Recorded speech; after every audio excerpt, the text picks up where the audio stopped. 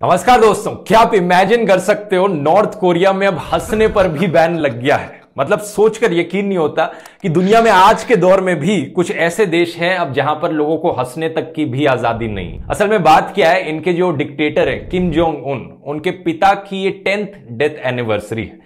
तो अगले 11 दिन तक वो इसका गम मना रहे हैं, मोर्निंग कर रहे हैं, और इसीलिए अब पूरे देश में किसी भी नागरिक को हंसना तक भी अलाउड नहीं है। एक्चुअली में दोस्तों, नॉर्थ कोरिया में जो डिक्टेटरशिप है ना, वो एक डायनेस्टी की डिक्टेटरशिप है। यानी परिवार के अंदर एक डिक्टेटरशिप चलने लग रही है कि परिवार के लोग ही यहां पर अगले डिक्टेटर बनते हैं। ये चाइना जैसी कंट्रीज से काफी अलग है। चाइना में एक पार्टी की डिक्टेटरशिप चलने लग रही है। अब उस पार्टी का मेंबर कोई भी बन सकता है और थियोरेटिकली कोई भी उस पार्टी के अंदर ऊपर पहुंचकर अपनी डिक्टेटर की पोजीशन ऑक्यूपाई कर सकता है। लेकिन नॉर्थ कोरिया की डिक्टेटरशिप पुराने जमानों में जो राजा महाराजा होते थे वैसी डिक्टेटरशिप चल रही है। इसकी शुरुआत हुई थी 1948 में किम इल सुंग से। 1994 तक उनका राज था, जिसके बाद आए किम जोंग इल, उनके बेटे, और 2011 में उनकी डेथ हुई। और फिर आए अभी के डिक्टेटर, उनके बेटे किम जोंग उन। तीनों का नाम यहां पर किम है, इस चीज में आप कंफ्यूज ना हो जाओ, इसलिए इसे सिंप्लीफाई रखने के लिए मैं इन्हें बेटा किम, पापा किम और दादा किम कहकर एड्रेस करूंगा। तो 2011 की बात है कि पापा किम की अनफॉर्चुनेटली एक हार्ट अटैक से मृत्यु हो जाती है।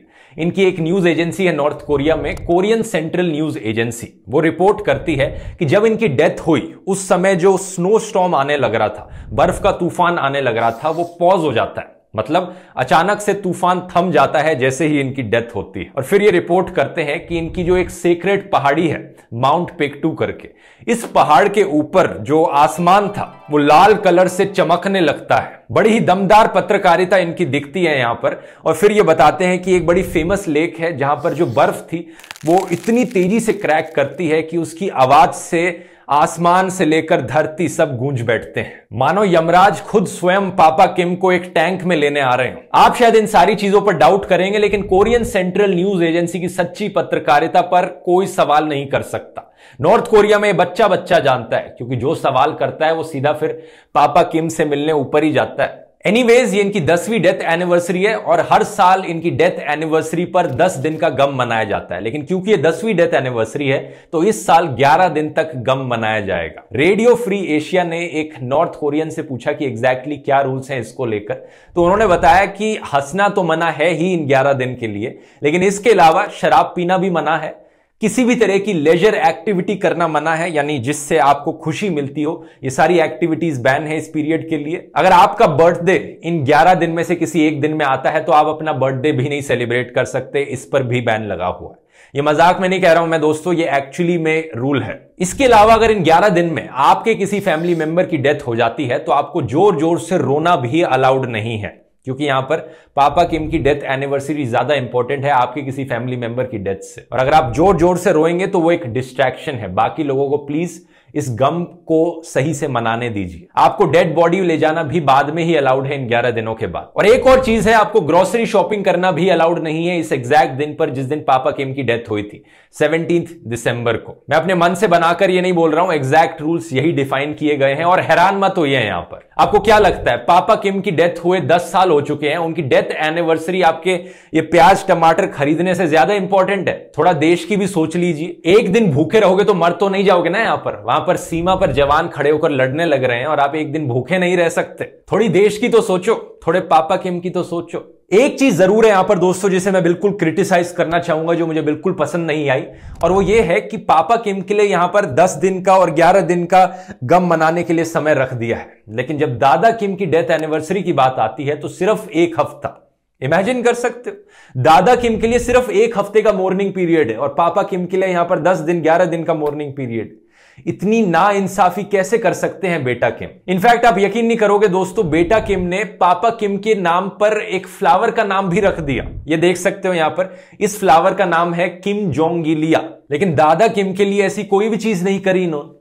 क्यों इतनी नाइंसाफी करते हैं दादा किम के साथ? दादा किम ज्यादा बुजुर्ग हैं, उन्हें ज्यादा रिस्पेक्ट मिलनी चाहिए पापा किम से। एक चीज और है यहां पर दोस्तों जो बेटा किम को बिल्कुल पसंद नहीं आई, जो फैशन स्टाइल है बेटा किम का। बाकी लोग उसे कॉपी करने लग गए। जिस तरह का लेदर कोट पहनते हैं ना वो, जो देश में बाकी नागरिक थे उसी तरीके के लेदर कोट्स खरीदने लग गए। बेटा किम बड़ा इनसिक्योर फील करते हैं ऐसी चीजों को देखकर, इसलिए अब यह भी रूल बनाया गया है कि कोई भी सेम तरीके के कपड़े नहीं पहन सकता जिस तरीके के बेटा किम पहनते हैं। इसके लिए इन्होंने अब फैशन पुलिस भी रख दी है देश में, जो पेट्रोल करेगी सड़कों पर और देखेगी कि देश के नागरिक क्या इस तरीके के कपड़े पहनने लग रहे हैं नहीं पहनने लग रहे हैं। अगर सेम कपड़े दिखे, कॉपी कैट कपड़े दिखे तो उनके कपड़े वहीं छीन लिए जाएंगे। मतलब इतना तो एक्सपेक्ट किया ही जा सकता है देश के नागरिकों से, देश के लिए इतना तो कर ही सकते हैं। अच्छा, मजाक बहुत हो गया, अब सीरियसली बात करूं दोस्तों तो ये जितने भी रूल्स मैंने आपको बताए ये कोई मैंने अपने मन से नहीं बनाए, ये एक्चुअली में एग्जिस्ट करते हैं।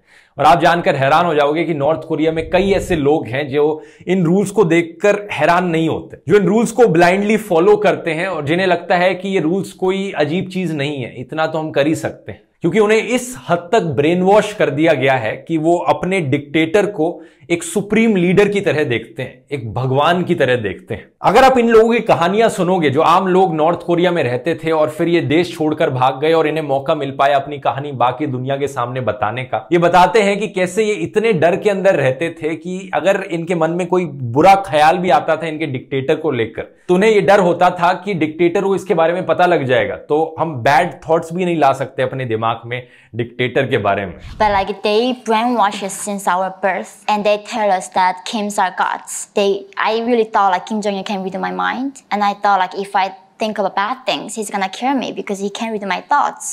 इन्हें लगता था इनके डिक्टेटर दिमाग पढ़ सकते हैं लोगों का। इमेजिन करके देखो अगर आप एक ऐसी इन्वायरमेंट में बड़े हुए हो जहां पर आपको सोचने तक की भी आजादी नहीं है। There is no word for love in North Korea. There is no word for liberty. There is no word for human rights. So if you don't know you have the right to have a free hairstyle, if you have the right to travel, how do you demand it? So simply just we don't know that human beings have rights and just what it means to be free. कहां से आपके दिमाग में कोई thought आ पाएगा कि आप सवाल भी कर सकते हो चीजों को, आप एक दूसरी तरीके से भी देख सकते हो चीजों को। आपको हमेशा बताया जाएगा कि हंसना कब है सरकार बताएगी, रोना कब है सरकार बताएगी, कब यहां पर चीयरिंग करनी है यह भी सरकार बताएगी।